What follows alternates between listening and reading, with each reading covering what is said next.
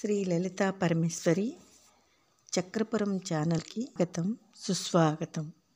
ఇదే భగవద్గీత. జ్ఞానేన సదృశ్యం పవిత్రం ఇహ న విద్యతే హి తత్ స్వయం యోగ సంసిద్ధః కాలేన ఆత్మని విందతి.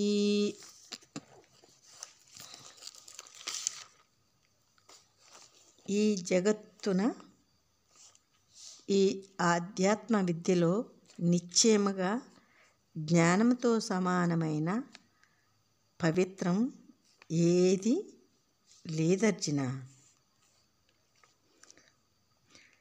ప్రస్తుత స్థితిని, నీ ధ్యేయాన్ని నేను చెప్పిన ఆత్మజ్ఞానం చేతను సాధన కర్మ అనే శ్రేయస్ మార్గముతోనూ పోల్చుకుని యోగ సంసిద్ధుడు అయితే ఆత్మతత్వానుభవంను పొందగోరి సాధన కర్మను ఆచరిస్తే నీ సాధన కాలంలో నీ ఆత్మను నీయందే ఆత్మను తెలుసుకుంటావు అర్జున అని భగవానుడు అంటూ ఉన్నాడు.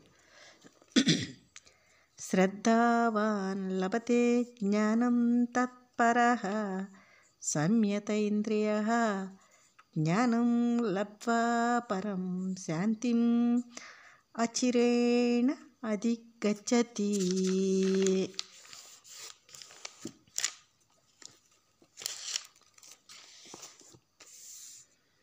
అర్జున, జ్ఞానము లేనివాడు, ఈ జ్ఞానమునందు శ్రద్ధ లేనివాడు, సంశయంతో మనస్సు కలవాడు నాశనమవుతున్నాడు అర్జున.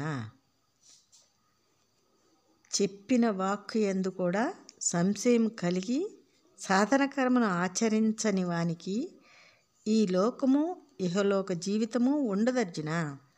పరలోకము పరమార్థిక జీవితము ఉండదు, సుఖం కూడా లేదర్జున అని భగవానుడు అంటూ ఉన్నాడు అర్జునుడితో. యోగ కర్మాణం జ్ఞాన సంచిన్న సంశయం ఆత్మవంతం కర్మాణి న నిబధ్రుంతి ధనుంజయ.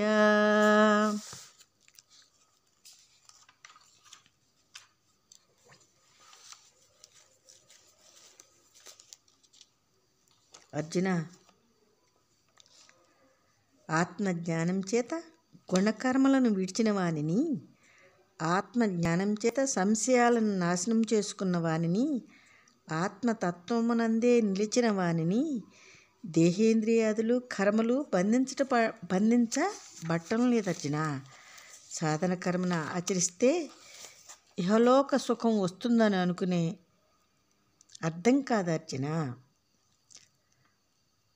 దుఃఖంలో జీవించే ఇహలోక జీవితమే కాదు, ఆత్మజ్ఞానం కోసం సాధన కర్మను ఆచరించి ఆత్మజ్ఞానాన్ని సంపాదించే జీవన్ముక్తిని జీవితమే జీవితం అర్జున అని భగవానుడు అర్జునుడితో చెప్తూ ఉన్నాడు.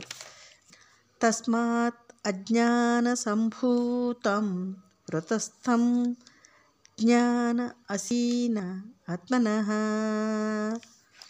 చిత్వా ఏనం ఈ సంశయం యోగం అతిష్ట ఉత్తిష్ట భారత. అర్జున, అజ్ఞానం వలన కలిగి నీ యొక్క మనసులో ఉన్న ఈ సంశయాన్ని జ్ఞానమని ఖడ్గం చేత నాశనం చేసి సాధన కర్మను అనుష్ఠించు లే అని భగవానుడు చెప్తూ ఉన్నాడు.